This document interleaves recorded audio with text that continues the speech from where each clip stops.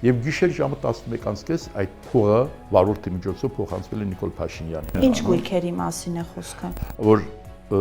Նիկոլ Փաշինյանը եւ Ալեն Սիմոյանը դրանք պետական անձագործներ են։ Դե հիմա ձեզ նորից մեղադրանք առաջադրեն, պարոն Հակոբյան, որ դուք ինքնասպանության դրդելու կոչեր եք կոչեցնում։ 24 թիվ հոկտեմբերի 17։ Պարոն Հակոբյան, տեսեք, դուք մեղադրում եք, բայց օրինակ ձեզ էլ կարող են մեղադրել թալանի մեջ։ Հիմա ինչ որ ասում եմ, ու ցանկացած խոսքի համար պատասխանատու եմ։ Այ ի՞նչն է պատճառը։ Սկզբունքային չեք հետևել ձեր քաղաքական որոշումներին, ինչու է այդպես ստացվել։ Ցավում եմ, որ Արամ Մանուկյանը խոսում է 90-ականների մասին, եւ չի ասում, թե երբ մեր պետության ողնաշարը սողոցվեց։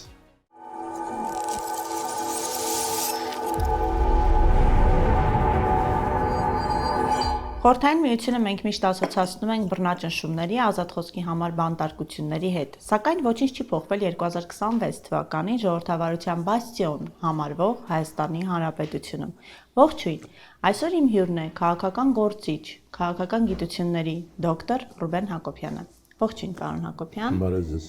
Շնորհակալ եմ, որ համաձայնեցիք եւ հյուր եկաք։ Ես տեսնում եմ, որ վերջին շրջանում ձեր նկատմամբ սկսվել են հետապնդումներ իշխանությունների կողմից, դուք նաև կալանավորված էիք, ինչ կասեք, ինչ է կատարվում, ինչ են ուզում ձեզանից։ Շնորհակալ եմ Անի ջան հրավերի համար, ուղղակի ուզում եմ միայն խմբագրում կատարել, ուզում եմ մնալ տեխնացուի կարգավիճակով, ճիշտ է, հիմա օրենք ընդունեցին, որ տեխնացուն արդեն հանվում է եւ բոլորը դոկտոր են դառնում, գիտական թեզս վերաբերել է քաղաքական ժուրնալիստիկայի եւ ուզում եմ մնալ այդ կարգավիճակով, որպես քաղաքական գիտությունների տեխնացու։ Ձեր բնորոշումը ճիշտ է, ոչինչ չի փոխվել, խոսել այդպես ժողովրդավարական բաստիոնի մասին, դա նշանակում է ծիծաղել, գրոտեսկային ծիծաղ է դա, որովհետեւ այն ինչ կատարվում է Հայաստանում, դա իսկապես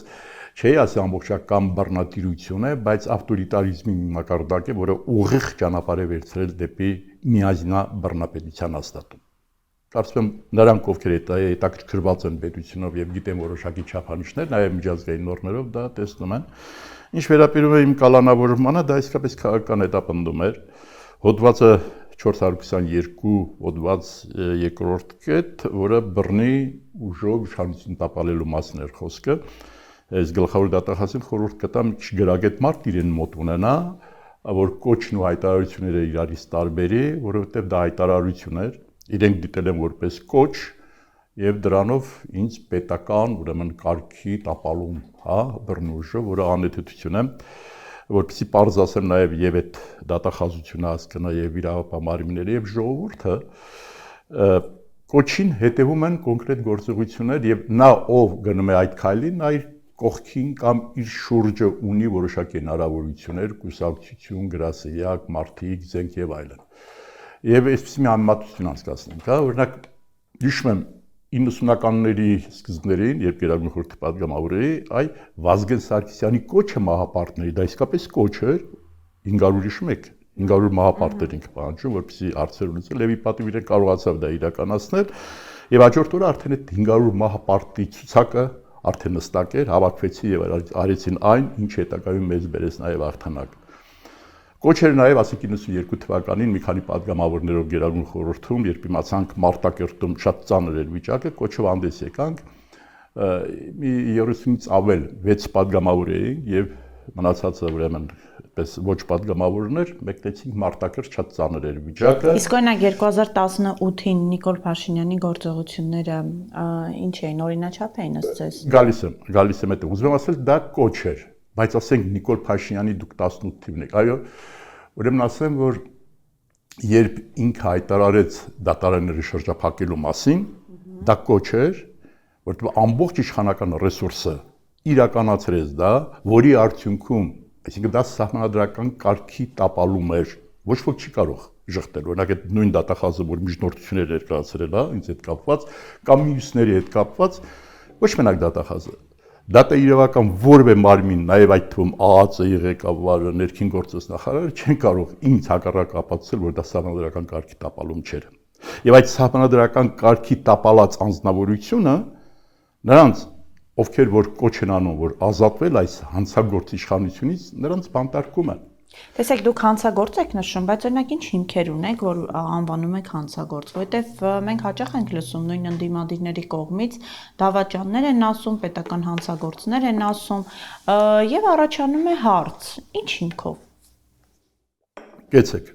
Շատ կարևոր հարց է, որովհետև ասեմ, նրանք ովքեր առանց փաստարկման, առանց փաստերի մարդկանց գնահատական են տալիս գործողությունների, ես դա լուրջ չեմ ընդունում, ավելին ուղղակի շեղում են մարդկանց ուշադրությունը եւ ուրիշ ոլորտ են գցում, ուրիշ դաշտ են գցում։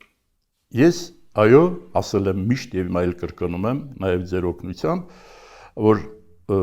Նիկոլ Փաշինյանը եւ Ալեն Սիմոնյանը դրանք պետական անձագործներ են։ Իսկ նախագահը ազգի դավաճան է։ Հիմա կարճ անդրադառնամ։ Քիչ առաջ ասացի, չէ, երբ շրջափակեց դատարանները, դա պետական անձագործություն է, ասում եմ, սահմանադրական կարգի տապալումը պետական անձագործություն է, հենց այնպես չեմ ասում, որ պետական անձագործ է, կամ երբ խորհրդարանի ամբիոնից բարձր, ամենաբարձր ամբիոնը պարլամենտական պետություն ենք ամեր պետական կառավարման համակարգ հայտարարում է, որ 5000 զոհ կարող էինք չունենալ, Արցախը կունենալ նույն վիճակը, բայց այդ ժամանակ հասարակությունը կարող է ինձ դավաճան անվանել, ըստ էության նա ասում է, որ 5000 զինվոր ես ձեզ զոհել եմ, որպեսզի կարողանամ պահել իշխանությունս։ Որովհետև մեկը այլ բացատրություն չի կարող տալ եւ մեր դատա իրավական մարմինները եւ այլն այս պետական անձագործին թողնում են, որ մեզ կալանավորի։ Այլին շարունակեմ ավելին կասեմ։ 92 թվականի հունիսի 8-ին էր, այո, երբ Գերագույն խորհուրդը սահմանադրական որոշում ընդունեց այսպիսի, որ ոչ ոք իրավունք չունի ոչ Հայաստանի ներսում եւ ոչ Հայաստանից դուրս Արցախը դիտել Ադրբեջանի կազմում։ Շատ կարեւոր էր դա, որովհետեւ դրան նախորդել էր մի 20-30 հազարանոց միտինգներ կային, որ պահանջում էինք, որպեսզի օրվա իշխանությունը ճանաչեր Արցախի անկախությունը։ Սա այսպես ասած կոմպրոմիսային, հա, օրենք էր, բայց նա 22 թվականի արդեն հոկտեմբերի 6-ին Պրագայում հայտարարեց, որ ուրեմն բանի մաս է կազմում Ադրբեջանը։ Այստեղ որտեղ խոսեցինք այդ մասին մի բան էլ ասեմ, ամեն ճիշտ է, պես պանցիկ անդրադարձ եղել է, բայց այս ողբերգության հիմքում Արցախը Հայաստանի եւ վերջ եւ Արցախը Ադրբեջանի մաս է կազմում, այս տարածքում է տեղավորում այն ինչ կատարվեց։ Ինչ է նկատի ունեմ։ Արցախը Հայաստանի եւ վերջ նրանք ովքեր որոշակորեն, հետաքրքրվում են թե դիվանագիտական ամբիոներում միջազգային ինչ է կատարվում, նկատած կլինեին, որ միանգամից հեղեղվեց պետական միջազգային բոլոր հարթակները հեղեղվեց թուրք-ադրբեջանական տանդեմի կողմից դիմումներ հայտարարություններ, որ մի հավատացիք հայերին, որ ասում են թե իբր Արցախի արցիկնորոշման հարց է։ Տեսեք թիվ 1 դեմքը, այո, թիվ 1 դեմքը Նիկոլ Փաշինյանը հայտարարում է, որ Արցախը Հայաստան է եւ վերջ, այսինքն հողային պահանջ կա, իսկ միջազգային որևէ նորմ չկա, որ արգելի որևէ պետության, որպեսզի կարողանա տեր կանգնել իր ուրեմն ամբողջականությանը։ Չկա այդպիսի նորմ։ Եվ ըստ էության լեգիտիմ հիմք ստեղծեցին այն, ինչ որ իրականացրեց Ադրբեջանը 20 թվականին, հա, սեպտեմբերի 27-ից սկսած։ Եվ շարունակում ենք տրամաբանությունը եւ գալիս է 22 թիվ հոկտեմբերի 8, որ մաս է կազմում, իշմը քարյակի հետ միասին ստորագրվեց, որ ուրեմն Արցախը Ադրբեջանի մաս է կազմում։ Այստեղ էլ արդեն Էլ ովքեր որ մի քիչ հետաքրքրվում են նաև միջազգային ամբիոններում ինչ է կատարվում, ինչ նամակներ են գնում, ինչ դիմում հայտարարություններ, միանգամից Ադրբեջանը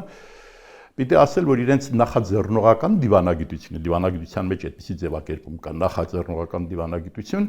իրենք կարողացան միանգամից հեղեղել այդ կառույցները, որ տեսեք, իրենք խոստովանեցին, որ օկուպացիայի են ենթարկել Ադրբեջանի 20%-ը, հաշվարկով ասացին, որ իրենք տարբեր թվեր են ասում, մի մասը 130 միլիարդ դոլար, մի մասը ասում 150 միլիարդ դոլար, վերջում դա են ասում։ Փոխհատուցման պահանջ են ներկայացնում։ Այո, ռազմական տուգանքի, կոնտրիբուցիայի եւ փոխհատուցման ուրեմն բան են ուզում եւ որովհետեւ իրենց մեջ շատ կանոնակարգված է գնում եւ պետք է ասել, որ իսկապես իրենց դիվանագիտությունը մեզ թողել է չգիտեմ որտեղ։ Մեզ մոտ այսօր դիվանագիտություն չկա, գուցե կանադառնամ դրան, բայց Մեջլիսի հանձնաժողովի նախագահներից մեկը շատ համոզիչ, շատ փաստարկված նաև միջազգային նորմերով ասաց, որ եթե դուք ֆինանսով չեք կարող այդ փոխհատուցումը անել, աշխարհը ունի նաև նախադեպեր, որ տարածքով են այդ փոխհատուցումը։ իրականացնում եւ այնտեղ արդեն խոսքեր գնում ոչ միայն Զանգեզուրի միջանցքի, նաեւ Հույսարևելյան հատվածի մասին, հա, այդ գոչչա, որ ասում են Սևանալիժ, դրա վերևի հատվածի մասին, Վարդենիսի մասին եւ այլն։ Այսինքն այս շատ կարևոր բան է, որ պետք է ուշադրություն դարձնենք, թե ինչ վիճակի հասցրեց տգիտությունը եւ ժողովրդի էմոցիան գողացող, ինչպես Արցախը, Հայաստանը եւ վերջ։ Ասածս որն է, ինքը պետական անձագործ է։ Ինքը պետք է հիմա բանտում լիներ եւ ոչ թե բանտում հայտնվեին նրանք, ովքեր ասում են, որ այս պետական հանցագործը իրավունք ունի շարունակել իր գործունեությունը, առավել եւս ներկայացնել Հայաստանը։ Նույնը եւ այդ Ալեն Սիմոյանի մասին։ Սա շատ կարևոր է, որովհետև ինքը իսկապես ամբողջությամբ ձև է, բովանդակությունը 0 է, որովհետև ես օրինակ այս կենտրոն հեռուստատեսության չոր հաղորդաշար կար, այդ հաղորդաշարի ժամանակ դեռ Պետրոսը ծառայում էր, ուրեմն Բարգավաճ Հայաստան եւ Գագիկ Ծառուկյանին, գցնում էր այնտեղ եւ ձեռառնելով էր այս Ալեն Սիմոյան կոչվածի հետ խոսում, երբ խոսում էին Ղարաբաղի մասին, Արցախի մասին, նախընտրական փուլ էր։ Այս Ալենը ինչ ասեց, շատ էսպես ոչ մի թիզականի կերպարի մեջ էր մտել, այնտեղ հարց եղավ Արցախի հարցում զիջման մասին, ասեց, ինչ եք ասում, ինչ զիջում, ինչ փող զիջում, մենք այնտեղ այդքան զոհեր ենք տվել։ Փող հանձնողին կհանձնենք հողին, հա։ Բրավո, դուք եք, հա, ապրեք, հող հանձնողին այո կհանձնենք հողին եւ այլն։ Եվ սրանով գալիս էր իշխանության ինքը, գիտեր, ինքը դրանից գաղափար չունի ընդհանրապես։ Ինքը էությամբ էլ ոչ մի թիզական չի։ Ինքը էությամբ ամբողջությամբ ձև է։ Բայց որտեղ է պետական հանցագործ լինել։ Հիմա գալիս եմ։ Ուրեմն նախտեղ գալիս եմ, ասեմ, հետո որ հարց տվեցին, բայց այսպեսի բան եք ասել, ասեց ես դե սխալվել եմ։ Այսինքն ինքը սխալվել է, ասել է գնում եմ Ղարաբաղ փրկեմ, Ղարաբաղ պահեմ, պետություն պահեմ, ասեմ, բա ինչ չփացիր, հիմա վախենում ես նույնիսկ Արցախ ասել, որտեղ վախենում ես մատթափ կտա քեզ վրա Ալիևը, ասում սխալվել եմ։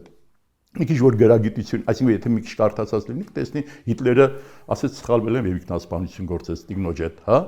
Դե հիմա ձեզ նորից մեղադրանք առաջադրեն, պարոն Հակոբյան, որ դուք ինքնասպանության դրդելու կոչեր եք կոչեցնում։ Ինքը այդքան բանել չունի Այանի ջան, ինքը ընդհանրապես կամ ասենք Գեբելսը իր կնոջ եւ 4 երեխաների հետ ինքնասպանություն գործեց, որովհետեւ այն միացյալ Գերմանիա պիտի ստեղծի, ինչ եղավ, լավ, բայց հիմնական բանը, հա, կապված պետական անձնագործության։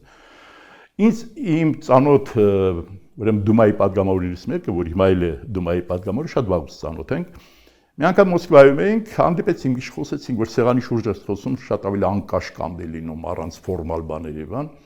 Ասեց, Ռուբեն, դուք քիչ թողեք ձեր Ալեն Սիմոյանը դուրս գա միջազգային հարթակ, որովհետև լրիվ իդեմ ձեր դեմ է խոսում ձեր պետության, իշա Ադրբեջանի, ասի ոնց, ասում է դե համայնքն միշտ փորձում է արդարացնել, որ Ադրբեջանը այնինչ արեց Արցախի հետ, դա ստեյության միջազգային նորմերով էր պարտադրված ինչ որտեղ։ Չի ուզում հավատալ, բայց թիվը հստակ ասում եմ, օրը հստակ ասում եմ։ 24 թիվ հոկտեմբերի 17 Ազատության ռադիոկայանին հարցազրույց է տալիս, նույն արդարացումը այստեղ է ասում է դե ուրեմն ՄԱԿ-ի անվտանգության խորհուրդը Արցախի հարցով ուներ 3 թե 4 բանաձե, որտեղ Հայաստանին պարտադրում էր, որոշում էր ընդունել, որ դուրս անի իր զորքերը, այսինքն մեր բանակին գրաված տարածքներում, գրավյալ տարածքներից։ Նախ 3-4 բանաձև է ապրիլից մինչև հոկտեմբեր 93 թվական։ Եթե մի քիչ այս տենդերներով քիչ զբաղվեր, ասֆալտի կամ այդ խաղային բիզնեսի ասույթը քիչ հաշվեր, եթե մի քիչ ծանոթանար թե ինչ եղել, ինքը հստակ այնտեղ կտեսներ, որ այդ 4 բանաձևերի համար նախապայման կար, որովհետեւ այդ 4 բանաձևերը, որ ընդունել էին, շատ կարևոր բան եմ ասում, որովհետեւ իրականացվեր, պետք է Ադրբեջանը պայմաններ կար պիտի իրականացներ։ Դրանից առաջ պայմանը, որ պետք է ապաշրջափակեր Արցախը։ Դա չարեց, չիրականացրեց։ Եվ այնտեղ որ պետք է թշնամական բառեր չօգտագործի եւ այլն եւ այլն։ Հիմա Կազիմիրովը, Վլադիմիր, չգիտեմ, գիտեք իր մասին, ինքը ներկայացնում էր Ռուսաստանին Մինսկի խմբում։ Ես 94 թվականի հունվարներ թե փետրվարը այդ ժամանակ խմբակցության ղեկավար էի, հենց Մայրոտ հյուրանոցում հանդիպեցի Վլադիմիր Կազիմիրովին, փորձեցի խոհանոցը հասկանալ։ Ի վերջո ՄԱԿ-ն է այդ բանաձևերը ընդունել։ Ինչ չի իրականացում կամ ինչու չեն հետևում, ինչ է կատարվում։ Ինքը շատ մանրամասը բացատրեց, ասես տեղյակ եմ ինչ եք ասում։ Ասես մենք ՄԱԿ-ի անվտանգության խորհրդին հայտարարություն ենք ներկայացրել, որ այդ բանաձևերը չեն իրականացվել, որովհետև Ադրբեջանը գլխավոր նախապայմանը չի իրականացրել, այսինքն չի ապաշրջափակել, եւ ՄԱԿ-ի անվտանգության խորհուրդը դա ի գիտություն է ընդունել։ Հասկանում եք ինչի մասին է խոսքը։ Այս կերպարը, որ Հայաստանի ուրեմն պարլամենտական դիվանագիտությունն է ներկայացնում, աշխարհի տարբեր ամբիոներում, տեղյակ չի որ այդպես բան է եղել։ Այսինքն դա պետական հանցագործություն է, եւ դու տեղյակ չես։ Անտեղյակությունը պետական հանցագործություն է, գուցե չգիտի եւ դրա համար է նման հայտարարություն։ Չիմանալը ոչինչ չի փրկում։ Եթե դու գնում ես միջազգային ամբիոններում, գրեթե ուղղակիորեն արդարացնում ես Ադրբեջանի կեցվածքը, որովհետեւ ինքը ՄԱԿ-ի բանաձևերն է իրականացնում, կարևորը արդյունքն է։ Կապ չունի որ դու տգետ ես, տենդերով ես զբաղվում, դրա համար ժամանակ չունես հետաքրքրվես։ Դու քո պետությանը ասում ես, որ ես մեղավոր եմ, որովհետեւ ՄԱԿ-ի բանաձևերը չեմ իրականացրել։ Մի խոսքով չեմ ուզում շատ երկարացնել, որովհետեւ ավելի կարևոր թեմաներ երևի այսօր կլինեն։ Նաեւ իսկ այս նախագահին իսկապես ոչ թե պետական հանցագործություն, ազգի դավաճանը։ Այն որ գնաց շնորհակալություն էր հայտնում Ալիևին, ինչի համար։ Միայն այն փաստը, որ Գուրգեն Մարկարյանի երբ կասնահարեց, կասնահարեցին, չէ, ադրբեջանցին, նրան տվեց ազգային հերոսի կոչում։ Դրա համար է շնորհավորում։ Շնորհավորում ես նրա համար, որ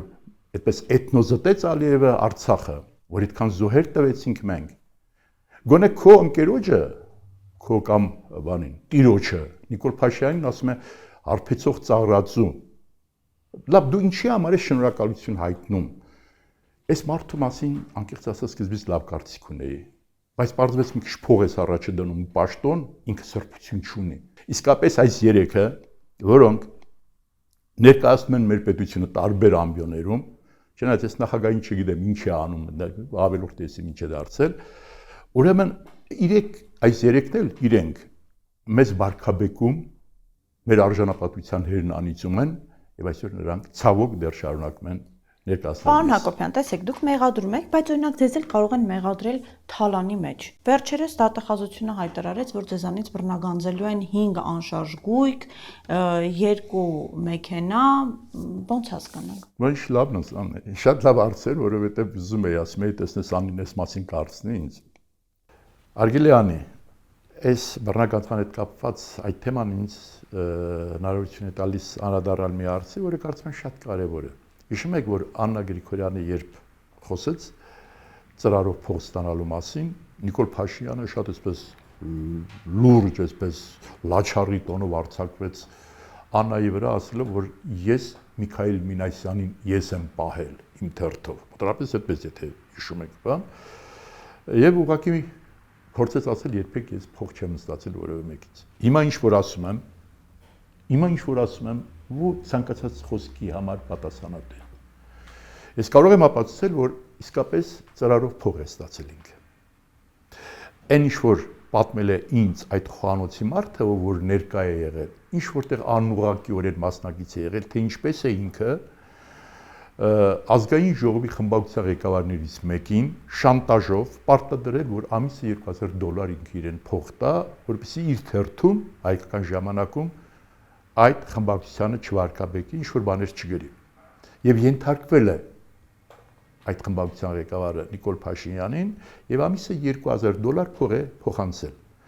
Եվ այսպես մի խնդիր է դրված եղել, որ չգիտեմ, մինչեւ ամսի 4-ը յուրաքանչյուր ամսվա պետք է այդ փողը փոխանցի։ Եվ մի անգամ այնպես է եղել, որ 2 օր ուշացրել այդ փողի փոխանցումը, Նիկոլ Փաշինյանը ինֆորմացիա է, լուր է ուղարկել, որ մինչեւ այսօր օրվա ավարտը, եթե դու այդ փողը չփոխանցես, վաղը հերետ անիծելու եմ իմ թերթով, քո եւ քո խմբակցության, եւ գիշեր ժամը 11:30 այդ փողը վարորդի միջոցով փոխանցվել է Նիկոլ Փաշինյանին։ Այս ինչ որ ասում եմ, ով ինձ պատմել է, ասացի դա իրականություն է, ես կարող եմ հրապարակայնեցնել այն ինչ որ դու ասում ես, ասես պարոն Հակոբյան, ցանկացած պահին կարող եմ ես գալ դա ապացուցել, որ իսկապես թե ինչ են ինքը եւ իր կինը իրականացրել, ինչ են արել, ինչ շանտաժների ձևեր են օգտագործել փող գրփելու համար։ Հիմա ես ասում եմ Նիկոլ Փաշինյան, եթե մի քիչ արժանապատվություն ունես, սա երկու լուծում ունի, կամ ինքը պետք է, որտեղ դա շատ լուրջ մեղադրանք է, կամ պետք է ինքը դատարան դիմի եւ ինձ այս, եթե կեղծ է այս լուրը դրա համար պատժեն, կամ հենց վաղը պետք է ինքը հրաժարական տա, որտեղ խայտարակությունը մեր նախահայրը իսկապես փող շանտաժով գրփելու նախահայրը հետագայում կասեմ, որ եղել է Նիկոլ Փաշինյանը։ Այնպես որ այս որ ասում է ինչ որ մարդկանց է մեղադրում, չգիտեմ ինչի համար մեղադրում է մարդկանց, այդ ամեն ինչի հիմքում Այսօր որ նայում ենք, հատկապես լրատվական դաշտում Միկն է եղել, եւ ինքը պետք է պատասխան տա դրա համար։ Եվ ընդհանրապես այս ինքը որ եկել է Երևան, հա, եւ թողել է գնդակոծության տակ ծնողներին եկել է Երևան, տկլոր է եղել։ Այն Գերամ Նազարյան կա։ Մի հաղորդման, ես էի հաղորդման կազմակերպել, այդ ժամանակ դեռ ինքը գտնում էր, որ Նիկոլ Փաշինյանի սպանել իր Աբգար հերոստողուն, պատմեց, թե ինչ դաժան մանկություն է ունեցել եւ ինչքան չարացած էր, որտեվ աղքատ էր, ոչինչ չուներ, բայց շատ կարճ ժամանակ հետո բնակարան ձեռք բերեց, գրասենյակ ձեռք բերեց շատ կենտրոնում, ավտոմեքենա ձեռք բերեց եւ այլն։ Եվ այսօր որ նայում ես, հետադարձ հայացքով փող գրփելու,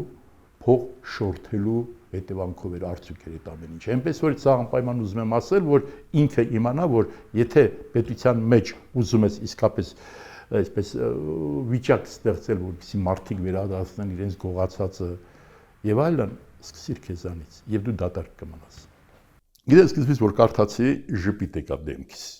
Մտածեցի, վատման չմտածեցի, ասի դե հասկանամ, որ անհեթեթություն են գրել, հետո բան կանեն,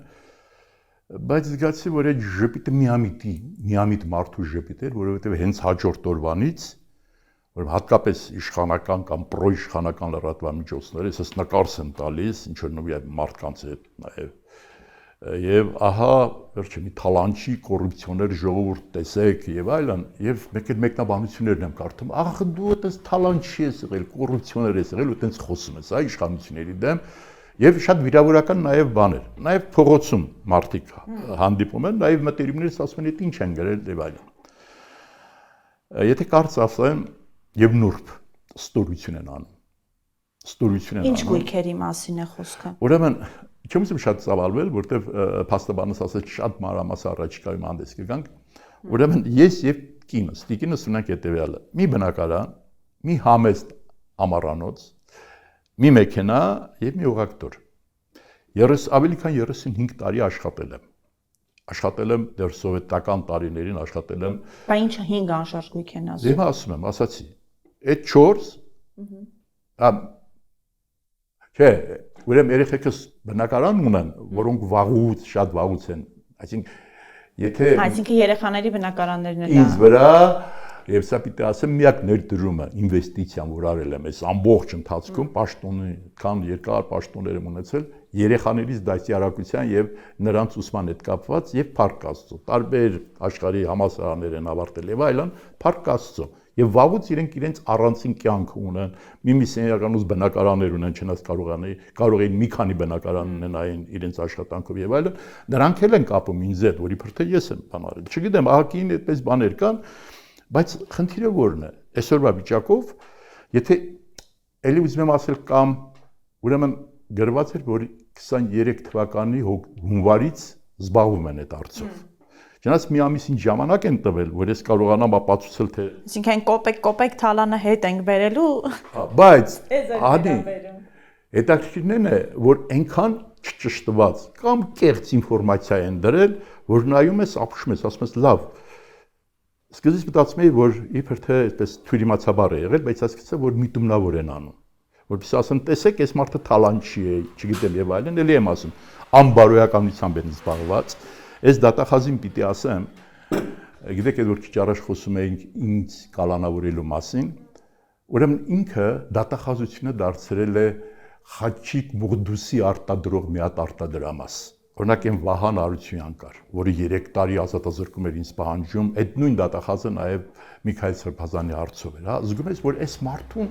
ինչ ասում են նայել կան է, եթե ասեն գնդակահարություն պահանջի, կապ չունի, այս մի հատ դետալ ասեմ, որպեսզի խոսքս փաստարկված լինի։ Ես հրաշալի փաստաբաներ ունեմ, հա, օրինակ Հարությունյան Վարազդատը Փառաղի ստորագրության պրոֆեսիոնալ կերպար է եւ դեռ ինքը իրեն ցույց կտա կամ Մողդուսյանը, հա, Գրիգորին։ Ուրեմն երբ կարդացին իմ դատավճիռը, որ դատախազը որ կարդաց 3 տարի ազատազրկում, իսկապես անսպասելի էր, այսին փաստաբանը Վարազդատը ասում է, բայց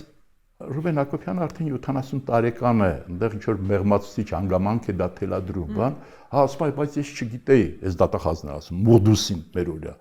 Ասում եմ, բա որ իմացա, ասում եմ, դե ոչինչ։ Այսինքն ուզում եմ ասել, եկել է սալդաֆոնային վիճակով, ասել են, այս մարդուն 3 տարի կպահանջեց, պահանջում է, պահանջեին, որ ազգային հերոստան այս մարդուն դա կպահանջեր, պահանջեին, որ մահապատիժ եւ այլն։ Այս դատախազին պիտի ասեն, ձեր ոտքերը մի մաքրեք արդարադատության վրա։ Ի վերջո դատախազությունը դա արդարադատության նկատմամբ վերահսկողություն իրականացնող մարմին է, բայց արդարադատության այսպես խեղդում են, հələ տեսեք ինչ բաներ են պահանջում, էլի ինչ ուրեմն վարույթների վերջում ինչեր են պահանջում եւ այլն։ Ուզում եմ ասել, Անին, այսօրվա վիճակով այդ ինչ որ արվում է, հա, նաեւ իմ այս գույքերի հետ կապված, իհարկե ժամանակին ուղղակի այնքան ժամանակ է գնալու, բայց իրանց խնդիրը հետեւյալն է, որ վարկաբեկեն մարդուն։ Մարդը, որը ուրեմն 4 անգամ падգամավոր եմ եղել, 4 անգամ էլ ընդդիմադիր դաշտում եմ եղել։ Եղել եմ Դրանից կուզենք խոսել։ Ձեր քաղաքական կենսագրությունը, որովհետև շատ հաճախ մարդկանց մոտ առաջանում է կարծիք, որ Ռուբեն Հակոբյանը կուսակցություններ է փոխել, դաշնակցական է եղել, որից հետո Ժառանգության կուսակցության անդամ է եղել, հիմա կարծես թե անկուսակցական եք։ Այ ի՞նչն է պատճառը։ Սկզբունքային չեք հետևել ձեր քաղաքական որոշումներին, ինչու է այդպես ստացվում։ Նախ շնորհավորում եմ, որ վերադարձել եք ակտիվ լրագրողական կյանք, որովհետև զգում եմ ժուրնալիստը մեջը լավ խոսում է, պրովոկացիան շատ այսպես ավեսով է ներկայացնում, բայց ես կողմ եմ պրովոկացիոն հարցերի, բայց այն խոսքը նախադասությունը չավարտեցի, բան արեցի, այսինքն ես կոռուպցիոներ թալանչի եմ, լինելով 4 ազգային ժողովի падգամավոր 4 գումարումներ եւ միշտ ընդդիմադիր դաշտում եւ ուրեմն դիվանագիտական աշխատանքի, այսինքն այդպես չի լինում։ Այդ մարդը չի կարող թալանչի եւ չգիտեմ կոռուպցիոն լինել։ Հիմա ինչ վերաբերում է քո հարցին։ Դու երևի ինձ խնայեցիր։ Նաեւ պիտի ասեիր, որ ասում են խմող է, ալկաշ է։ Էդ էլ են գնում։ Այդ հետո է հարցնելու կամ մի անգամից կարող ենք դրան։ Մի անգամից, տեսես։ Ուրեմն, գիտես, Աննա Գրիգորյանը Հայաստան խմբակցության պատգամավորը շատ լավ ստորագրություն ունի, մեր պարլամենտական մշակույթը լավ է կարողանում ներկայացնել, ի պատիվ իրեն պետք է ասեմ։ Հիշում եք վերջին նիստի ժամանակ, երբ ասաց Ջուր արծվեց Նիկոլ Փաշինյանը եւ մի անգամից գնաց, որ այ դու ինչա քայլ առածների թիմով եկել ես, հետո քո կուսակցությունը փոխել ես, գնացել ես եւ այլն։ Դե բայց ի տարբերություն ձեզ Աննա Գրիգորյանին կարող են նման մեղադրանք ներկայացնել, ի վերջո ԿՊ-ով է հայտնի դարձել։ Կապ չունի, ինքը իր սկզբունքով է հայտնի դարձել։ Հիմա ասենք նայեք, ինքը հավատացել է, ոնց որ շատ-շատերն են հավատացել այն բոլոր ձևակերպումներին, որ իրենք անում էին։ Գալիս ենք ազգին փրկենք, Ղարաբաղ փրկենք, այս խեղճուկրակ բանի թոշակառուների թոշակն ավելացնենք, չգիտեմ, այդ կարմիր գծերի հետ կապված բաներ էին ասում եւ այլն։ Եկան եւ ըստ էության, եթե այսպես բնորոշենք, այսօր անդիմադիր ուրեմն չէ այսօրվա վարչապետ Նիկոլ Փաշինյանի ամենալուրջ,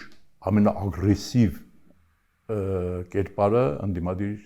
Փաշինյանն է։ Անդիմադիր Փաշինյանը, եթե պատկերացնում եք, հա, նրա կերպարը այսօր կուլ կտար վարչապետ Փաշինյանը, կվերացներ, այո, կվերացներ ուղղակի նրա եւ ճիշտ կաներ։ Հիմա եթե ինքը մնացել է իր սկզբունքին, եթե մնացել է, որ իր սկզբունքին սրանք են լրիվ խափել ժողովրդի էմոցիան գողացել եւ տապալում են պետությունը, ինքն է ճիշտ է սրանք։ Իհարկե ինքը։ Իրենց կերպարը պիտի 1-2 անուն տամ, են Շիրակ Թորոսյան, հա։ Ես հիշում եմ, որ մի 2-3 անգամ հանրապետականով դարձավ падգամավոր, բիզնես ունեցավ, իր անձնական հարցերը լուծեց։ Մեկ էլ սրանք եկան իշխանության, որ ամեն օր քացուտակ են գցում կներես, ոտքերը լվացում են այդ նախկին իշխանության վրա, գնացել նրանց կողքին կանգնել եւ իր ոտքերները լվացում նրանց վրա, ովքեր ում միջոցով ինքը քաղաքական դաշտ է մտել։ Հիմա վերադառնանք ձեզ։ Եղել եք դաշնակցական։ Այո։ Ես 90 թվականից ինչ ասել եմ, ոչ մի անգամ չեմ դավա, իմ սկզբունքից չեմ դուրս եկել։ Այո, քաղաքական դիրքորոշում է եղել։ Էլի ինձ համար դաշնակցությունը մնում է հիմնական կառույցը, դաշնակցությունը միայն գաղափարական կառույց չի։ Նախ եւ առաջ գաղափարական կառույց է, միշտ մնում եմ այդ տարածքի մեջ, էլի իմ ամենամտերիմ քաղաքական մարտիկ դաշնակցականներն են, եթե նկատել եք երբեք որևէ պես փոխհրաձգություն չի եղել, մնացել եմ իմ սկզբունքին եւ գիտեք, երբ 2008 թվին դուրս եկա, այնտեղ դուրս գալու պատճառներից մեկն էլ այն էր, որ մաս կազմեցին կոալիցիային։ Արդեն 4 կուսակցություն կոալիցիա, այն դեպքում որ հանրապետականը ինքը մեծամասնություն ուներ, միայն ժառանգությունները ընդդիմություն։ Կեցեք, միայն ժառանգություններ ընդդիմություն եւ ինքը իր առաքելությունը ված չկատարեց, երբ Ռաֆին դիմեց ինձ կուսակցության հետ, որտեղ այսպես թե այնպես, եթե քաղաքականության մեջ ես պետք է թիմում լինես, Իհարկե ես ասացի, որ հնարավոր է որ ձեզ դաշնակցությունն է գործ ուղղել։ Չէ, այդ մեկը ինձ գործուղել դժվար է, որովհետեւ մեկը գործուղի թողանամիստություն չլինի, միայն ինձ կարող էր գործուղել իմ ծնողները կարող էին, որոնք ինձ համար անառարկելի հեղինակություն են եղել։ Մի խոսքով, ասածս որն էր, նույնիսկ Ռաֆինասի Ռաֆի ծանոթ ես իմ սկզբունքներին, ասեց Արուբեն, ես էլ երիտասարդական կառույցի մաս եմ կազմել դաշնակցական երիտասարդական միություն կար, ինչ եմ ուզում ասել, երբեք ոչ մի անգամ չեմ հրաժարվել իմ սկզբունքից եւ Ուրեմն մեր պատմության մեջ շատ քչերն են, որ իշխանությունը թողել գնացել են ընդդիմություն։ Էդի Եգորյան կար, երիտասարդ ես, կարող է հիշես իրեն։ ՀՇ-ի ամենակարկառուն դեմքերից էր, ամենագաղափարական դեմքերից էր, մի քիչ օրթոդոքս էր, բայց շատ մաքուր էր, բայց այն ժամանակ, կրկնում եմ, շատ գաղափարական էր, երբ այսինքն ՀՇ-ն մեզպիսի ձևակերպում շրջանառեց, որ թող պոլիպետ լինի, բայց ՀՇ-ական լինի, Էդիկը դուրս եկավ կուսակցությունից, ես նույնիսկ իմ գաղափարական ակրակուրդներ հրավիրեցի սուրճ խմելու, ասի կեցս էդիկ, որտեղ ինքը իշխանությունից ինքը կարար մնար։ Նույնը Աննան, հա, դուրս եկավ, կարար մնար, ասենք բանում $50,000 ավելի քիչ փող կվճարեր առանձնատուն ձեռք բերելու համար, ոնց որ այն քավորին դավաճանած ուրացող կերպարն է, որ գնացել է ԿՊ եւ այլն։ Ասածս որն է, հարգելի անի։ Ես միշտ ծափարել եմ նրանց ովքեր լինելով իշխանություն, մնացել են իրենց սկզբունքին, դուրս են եկել իշխանությունից մտել են ընդդիմություն։ Իմ կենսագրությունը դա է եղել։ Անդրադարձանք նաև հարբեցող լինելու։ Հիմա ինչ լավ է։ Նայեն։ Ես իմիջիալից ես Չունեք ամեն դեպքում հարբեցողի տեսք ես կարող եմ ասել, բայց դե հիմա էլի շատերն են ասում, հատկապես կանայք, ոյ, կներեք։ Ուրեմն, ես ճիշտ ասած ուզեցել եմ միշտ ինչ-որ բան կպցնել, ասեմ թալանչի կոռուպցիաներ եւ այլ, ոչ մի բան չի ստացվել, եւ դա դրեցին շրջանառության մեջ դե շատ վաղուց։ Օրինակ ես Ալեն Սիմոնյանին երբ հարց էին տվել, չգիտեմ, ինչ որ ինձ հրավիրել էին մի ազնաժողով, Ռահի ազնաժողովի հետ կապված,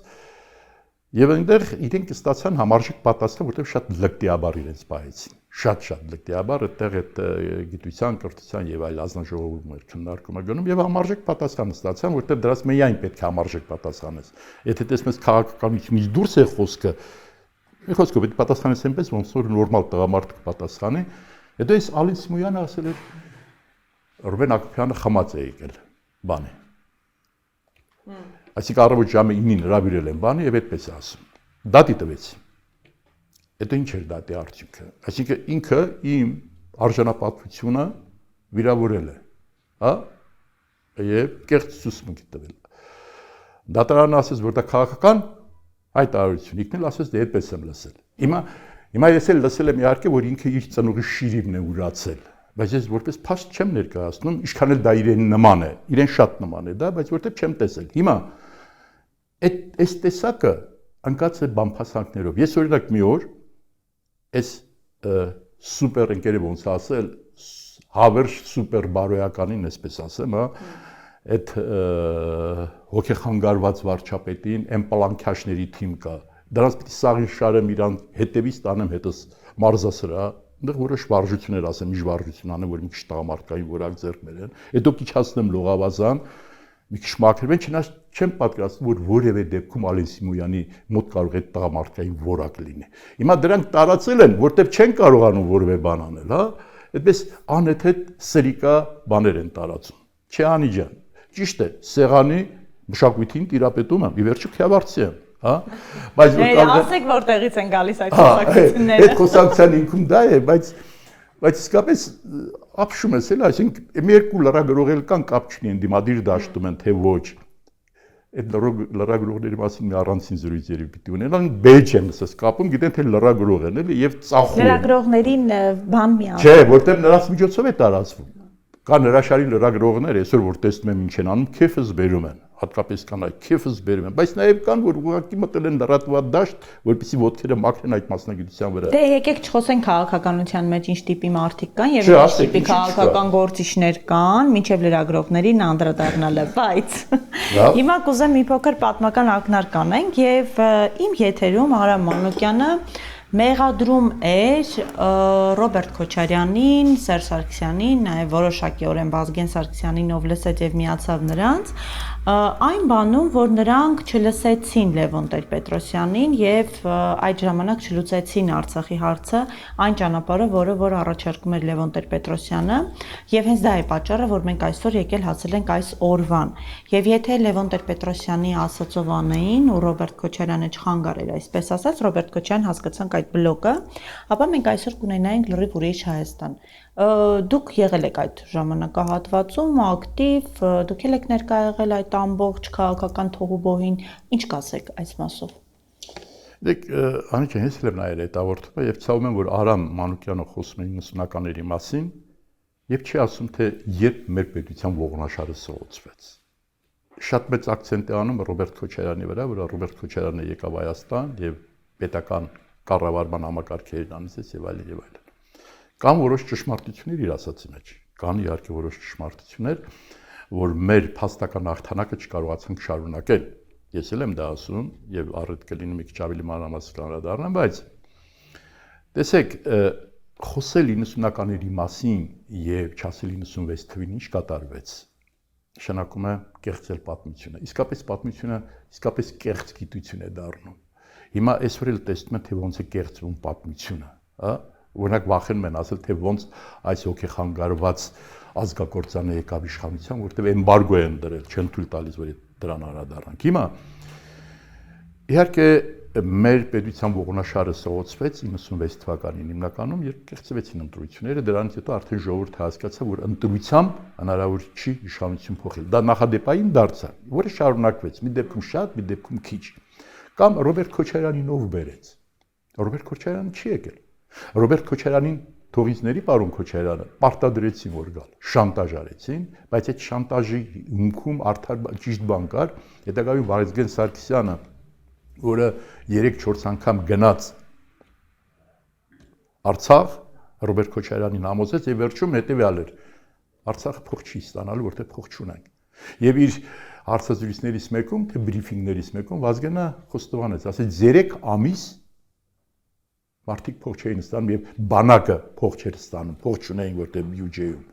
Եվ Ռոբերտ Քոչարյանը եկավ, գիտեք, ինքը ժամանակ նախագահ էր եւ իր մեքենայով սպասարկող մեքենայով բերեցին բան, հիմա նույն այդ թիմը ասում է դե եկավ, չգիտեմ, այնտեղ որ շուկայից տարբեր գույնի մի հատ բաներ, կոշիկներ գնաց, չգիտեմ, ինչ գնաց եւ այլն։ Դրանից հետո եթե ճիշտ բան էլ ասեն, չի հասնի, որտեղ դա այդպես չի, բայց ուրեմն հետո որ այսպես նայում ես պատմությանը, դուք ասում եք ինչ եմ տեսել։ Մենք այդ ժամանակ ես Գերագույն մարմնի ներկայացուցիչ էի, քննարկեցինք, ասեցինք ինչու են Ռոբերտ Քոչարյանին բերում։ Նոր անտրվել, նախագահ, շատ բարձր տոկոսով ձայն է հավաքել։ Հետո հանդիպել էին նաև բյուրոից հանդիպել էին Վազգենի հետ, Վազգենը ասել էր պետության վիճակը սա է, տնտեսությունը ընդհանրապես կազմալուծված է, քայքայված է։ Այսինքն Ռոբերտ Քոչարյանն էր այն միակ մարդով կարող է։ Իրանք այդպես գտան, բայց ավելի շատ քաղաքական էր։ Նախ դաշնակցությունը այդ ժամանակ ամենաակտիվ ընդդիմադիրն էր։ Իրենք հասկացան եւ երևի ճիշտ թվաբանություն էին արել, դաշնակցությունը որոշակիորեն իր պայքարը արդեն մեղմեց, երբ Ռոբերտ Քոչարյանին բերեցին վարչապետ, եւ ընդհանրապես, այսպես Արցախ-Հայաստան կապի խորհրդանիշ դարձավ։ Սա ինձ այնպես չէր բերվել։ Ես էլ եմ կարծում, մենք քննարկեցին Գերագույն մարմնում, դեմ էինք արտահայտվում, որտեղ գիտեինք, որ դա ինչ է նշանակում։ Մի խոսքով շատ չմանրամասն եմ եւ Ռոբերտ Քոչարյանը, երբ առաջարկվեց Հանրապետության նախագահ, Հերշն հայտարարությամբ հանդես եկավ եւ պաշտպանեց Ռոբերտ Քոչարյանին եւ Լևոն Տեր-Պետրոսյանը ինագուրացիային մասնակցեց եւ այդքանից հետո այս ամեն ինչը չասել եւ ասել Ռոբերտ Քոչարյանը եկավ եւ մեր պետությունը այս վիճակին հասցրեց, առնվազն պետությունը, այսինքն պատմությունը կեղծում է։ Այնքան բաներ կան։ Իսես որ անդրադառնում եմ մեր պատմությանը, հա, մեր մեծերը, որոնք կաշկանդված չեն եղել, ասել են թե մենք ովքեր ենք։ Խորենացու ողբը, Չարենցի, չգիտեմ, պատմության քարուղիներում, Թումայանի Նամակ Իսահակյանի, Նժդեհի ասածը մեր տականքների մասին, Դեմիրճյանի հայը, Ռաֆու ասածը եւ այլն, որ ես նայում ես, անժողովուրդ թագավորների մասին են խոսում, հասկանում եք։ Եվ մենք մի անգամ ասել եմ էլի կասեմ, Սոլժենիցինը ճիշտ ասեց, մի հանդիպման ժամանակ բավականին երկար զրուցեցինք, ասեց դուք որ ձեր պատմության հետ առերեսվեք,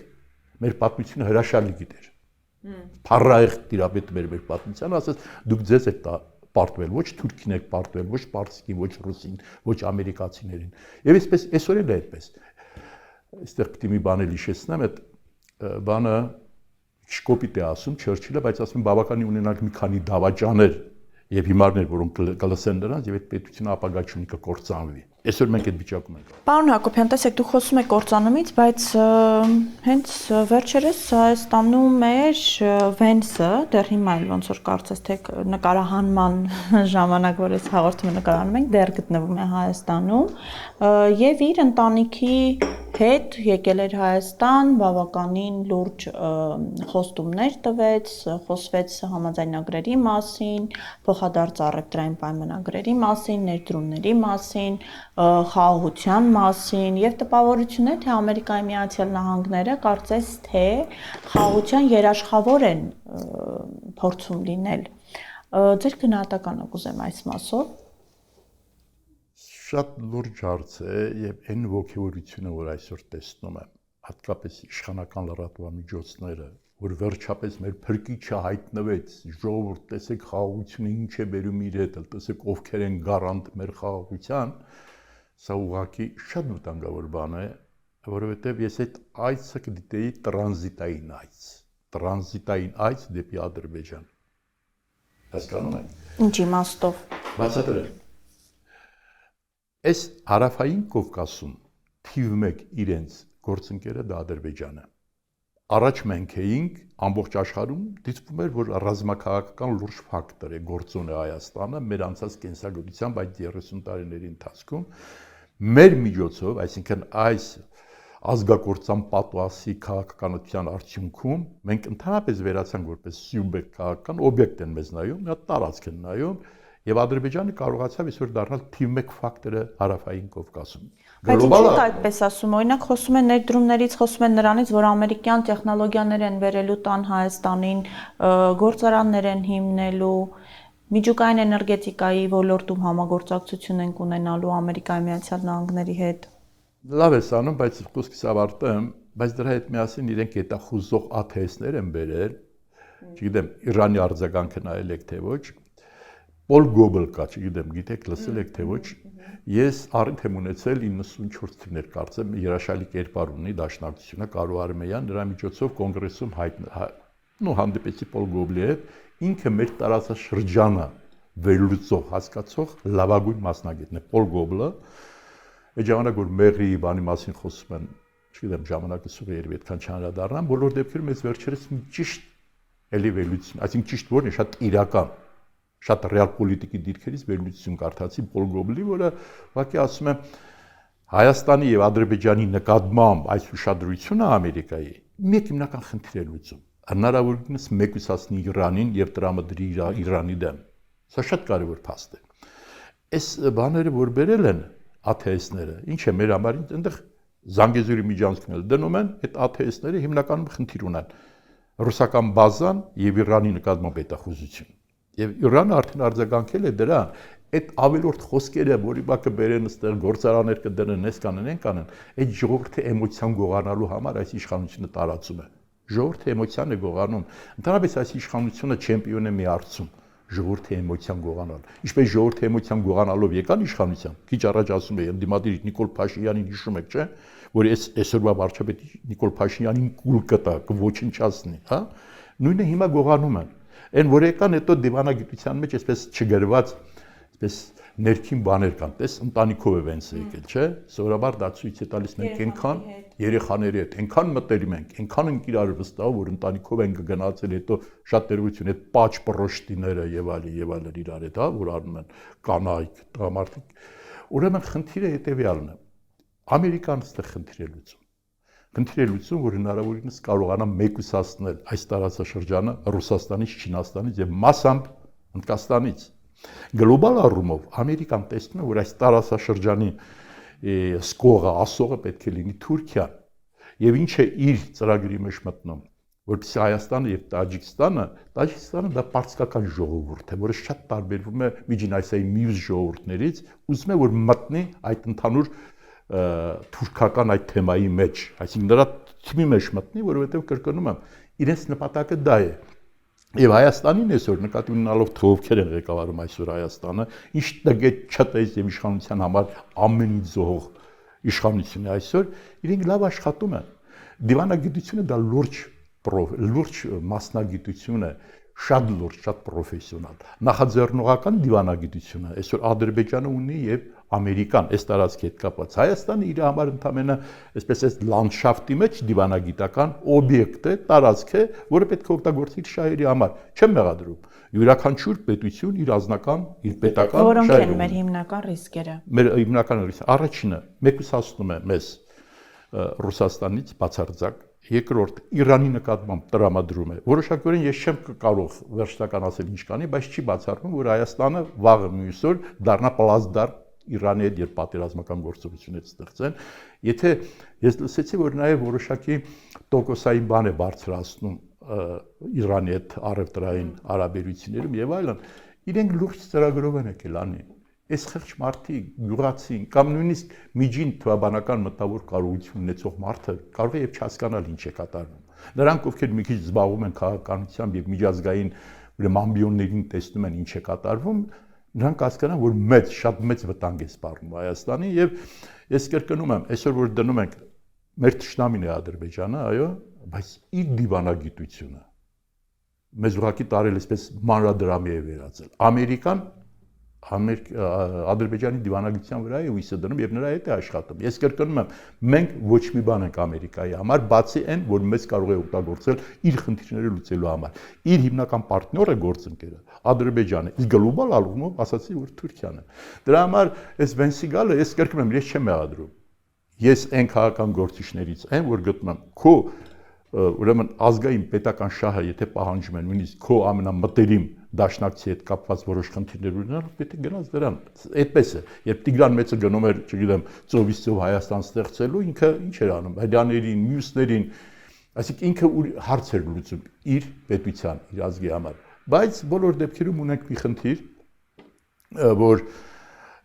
կասեն, ինչպես այս կասեցնենք այս ամեն ինչը, այս իշխանությունը պետք է չլինի, չեմ ասում, շատ ծանր վիճակում է, չգիտեմ, նա ով եկավ իշխանության լավ պատկերացնում է, ինչ ծանր վիճակում է հայտնել։ Օրինակ այս Թրամփի հետ կապված, Թրամփի հետ ուղու հետ կապված, Թրիմի հետ կապված, չես կարող հրաժարվել, արդեն ամեն ինչ արված է։ Այլ հարց է, որ դու կարողանաս այնպիսի պայմաններ դնես, որ ասենք այդ Թրիպը, ասենք այդ Զանգեզուրի միջանցքի վերահսկողությունը միայն մնա Ամերիկային, ոչ թե վաղը մյուս օր դառնա մեկ ուրիշի սեփականություն եւ այլն, որը ես տեսնում եմ, որ Թուրքիան լավ աշխատում է այդ ուղղությամբ։ Այսինքն որոշակի պայմաններ դնելով ինչ որտեղ կարող ենք ինչ որտեղ, չեմ ասում ամբողջությամբ, այդ վտանգը մի քիչ չեզոքացնել, բայց դրա համար պետք է իշխանությունը փոխվի։ Այ հիմա տեսեք, դուք խոսում եք վտանգներից, ռիսկերից, ինչ է եղել, ինչու է այսպես, ինչ ռիսկեր ունենք այսօր, ինչ անելի վերջո։ Որ իշխանությունից ազատվենք։ Լուծումը ո՞նց եք տեսնում ի նպաստ Հայաստանի։ Գուցե իշխանության մնալով հնարավոր է նպաստ Հայաստանի լուծումներ գտնել։ Գուցե լավ էր։ Ես նաև այդ կալանավայրից գրեցի, ամբողջությամբ որ գիտես լուծումը որն է եւ հնարավոր է, այդ ռեսուրսը կա եւ չես անում։ Եվ մի քիչ ինքդ քեզ հանգստացնելու համար ասում ես ուրեմն արժանի ենք, որ գիտես լուծումը որն է եւ դա չես անում։ Տես օրինակ 3 եկել է ինչ է, մի շատ པարզ բան ասա։ Վենսը եկել էր եւ միջոցառումներ շատ եղան, որտեղ խնդիր էր դրվում, թե Վենս, դու ինչ հարցերով պետք է զբաղվեք, Քաղբանտարկյալ, էթնոզտված Արցախ եւ այլն եւ այլն, Հայաստանի ներսին իրավիճակ։ Ուրեմն 6-7 տեղ նույն բառապաշարով, նույն թեմայով միջոցառումներ են կազմակերպել, որտեղ ոստիկանությունը, տեսակ ինչքան ոստիկաններ կային, միանգամից չեզոքացնում են։ Այն դեպքում, որ այդ բոլորը կարող էին հավաքվել մեկ ծրագրի շուրջ, մեկ սցենարի շուրջ եւ շատ մեծ բազմությամբ, որը շատ ավելի պատկառելի կլներ։ Ընդդիմության մասին եմ ասում։ Այո, ընդդիմության մասին է խոսքս։ Եվ կարող էին անել, այսինքն դե բազմաթիվ նամակներ գրեցին ամեն մեկը իր հերթին, ամեն մեկը փոքրիկ ցույց էր անում։ Ջանս, ինձ իմացածը չի հակասում դրան, թող նամակներ էլ գրեն, նամակներ էլ ստանան։ Ես ասում եմ, փողոցը պետք է երար։ Եթե մի կոորդինացիոն խումբ լիներ, որտեղ վաղուց գիտեին, որ պետք է Վենսը գա, այդ կոորդինացիոն խումբը աշխատեր թեկուզ մի շաբաթ եւ կարողանար իսկապես բոլորին հավաքել միտեղ, կլինի կառավարության առաջ, այս Բաղրամյան, որ հավաքվել էին, Բաղրամյան 10 մետրի վրա 3 հատ խումբ էր հավաքվել։ Տարբեր, գիտես, բայց նույն բառապաշարն են։ Այսինքն մեր խնդիրը որն է, պետք է կարողանալ։ Դուք առաջարկում եք ընդդիմության միասնություն։ Այո, միասնություն ոչ միավորում։ Գիտես, միասնություն հանուն կոնկրետ գործողության, թեկուզ։ Հետո շատ գործողությունների, որտեղ մենք հիմա գնում ենք դեպի ընտրություններ։ Ես այդ որ ասում եմ միասնական միջոցակ բանման, դա ռեալ չի, ովքեր որ հասկանում են ինչ է կատարվում։ Ես տեսնում եմ մի 3-4 բլոկ ընդդիմադիր կարող է ձևավորվել։ Իհարկե, ես միշտ եղել եմ այն կարծիքի, որ ամեն ինչ պետք է անել, որ մինչև ընդդիմությունը իրենցից ազատվել։ Եվ այս ընթացքում եղել են հնարավորություններ, չի իրականացվել դա, բայց կարողանալ իսկապես որեք մի մանիֆեստ հրապարակի ընդդիմության հիմնական ուժերը, տեսեք ովքեր են 3 նախագահներ ասել է որ պիտի սրանցից ազատվել, որտեղ արձակագործան պատուհասն, հրեշեն եւ այլն։ Վեհափարը ասել է այդ մասին։ Սամվել Կարապետյանը, որը ստատուս քվոն փոխեց, հա? Քվոն փոխել է ստատուս քվոն, Սամվել Կարապետյանի մուտքը քաղաքականություն փոխել է ընդդիմադիր դաշտում ստատուս քվոն։ Գագիկ Ծառուկյանը իր այդ դաշինքային տրամադրությամբ, եթե բոլորը կանգնեն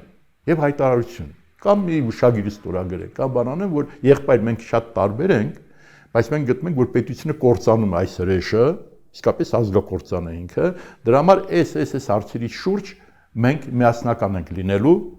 եւ գնալու ենք իրեն փոխելու։ Այդ ընթացքում է ձեռնտու Նիկոլ Փաշինյանի իշխանությունը ով իմանա։ Արի այսպես անենք, էլի անի։ Այդ բանը կա էլ, այդ մոտեցումը կա, որ երևի չեն ուզում եւ այլն։ Ես խոսում եմ որպես քաղաքագետ եւ ես ցավ եմ զգում, որ տեսնում եմ ոնց կարելի ազատվել այս հրեշից, ազգակործան եւ դա չի արվում։ Այդ հրճակագիրը կամ չգիտեմ մանիֆեստը հայտարարեն, իրար կողք կանգնեն, ասեն այո մենք տարբեր ենք։ Գնում ենք ընտրությունից հետո մենք էլի մեր տեղը կզբաղեցնենք, հա, քաղաքական լանդշաֆտում, բայց այս բանը որպեսզի կարողանանք ազատվել, պետք է այս հարցերի շուրջ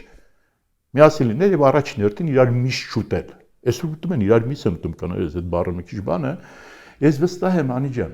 մենք գնանք ընտրությունների, եթե մինչև ընտրությունները չփոխենք, արդեն հաղթանակած։ Արվիդի քան ես 35 տարի քաղաքականության մեջ եմ,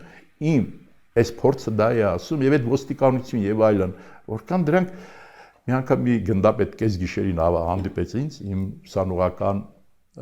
ընկերոջ, մտերիմի տղաներ, բայց կես գիշերից հետո ժամը 2-ն թե 3-ը ասացա, պարոն Հակոբյան, ուզում եմ հերը ասած ուզում ա տղաս հանդիպի ձեզ հետ, գնդապետ է ոստիկանության։ Ասեց պարոն Հակոբյան, ինչ որ կոպիտ խոսք է ասել, կոշտ գնահատական է հետևել ոստիկանության, ասեց ինչու եք մեզ մեղադրում, այդ երբ դուք միասնական քայլ արեցիք, որ մենք տեսնենք թիմ կա ուժեղ,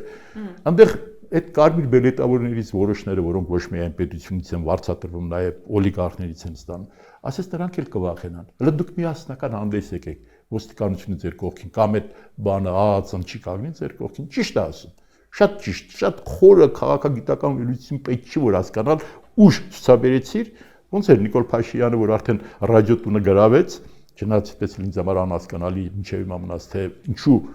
պատասխան չտվեց օրենքի առաջ, գիտեք որ միջազգային նորմերը նույնիսկ ասում են կարող եք ֆիզիկապես ոչնչացնել, եթե ռազմավարական նշանակության պետական պաշտպանության տակ գտնվող օբյեկտ են գրավում, այդուհանդերձ, եկեք ժողովուրդը տեսավ չէ, եթե պետությունը չի կարողանում պայքարել իր դեմ, արդեն ոստիկանությունը, զինվորները սկսեցին նրան հետևել։ Ասածս որն է, անի։ Եվ այս ձևով ավարտենք։ Ես այդպես չի որ անուղղելի լավատես եմ, ես ռեալ պոլիտիկի դիրքերից խոսող, արտահայտվող, ձևակերպող քաղաքագործիչ եմ, ես տեսնում եմ, որ հնարավոր է իրենից ազատվել եւ շատ քիչ բան է անհրաժեշտ։ Շնորհակալ եմ պարոն Հակոբյան, լավատեսական նոտայով էլ ավարտենք այսօրվա եթերը, շատ հետաքրքիր զրույց ունեցանք, կարծում եմ դեռ առիթ կունենանք։ Սիրելի Անի, ես եմ շնորհակալ, բայց նաեւ ուզում եմ ասել, որ իմ այս լավատեսությունը, որ մենք կարող ենք փոխել իրավիճակը, որտեղ այսօր հորրետեսությունը, անտարբերությունը ուղղակի սպանում է։ Ուզում եմ այս լավատեսությունը փոխանցվի նաեւ մեր ունկնդիրներին, ակնդիրներին եւ հասկանանք, որ մեզանից յուրաքանչյուրը անելիք ունի, որպեսզի կարողանանք ազատվել այսօրվա իշխանություններից։ Շնորհակալ եմ հրավերի համար։ Ձեզ էլ եմ շնորհակալ, հիշեցնեմ նաև, որ Analytic Talk հաղորդման հովանավորներն են Գրեպերի սրճարանը եւ FINAP հաշվապահական ընկերությունը, բաժանորդագրվեք մեր YouTube-յան ալիքին, լայքեք, մեկնաբանություններ գրեք, նշեք թե ում եք ցանկանում տեսնել, որպես հյուր, ինչ հարցեր ունեք, ինչ թեմաներով եք հետաքրքրվում, Analytic Talk հաղորդմանը կարող եք աջակցել Donation Alerts եւ Patreon համակարգերի միջոցով, գրանցվեք, հետևեք մեզ, լավ եղեք, կհանդիպենք, stay tuned.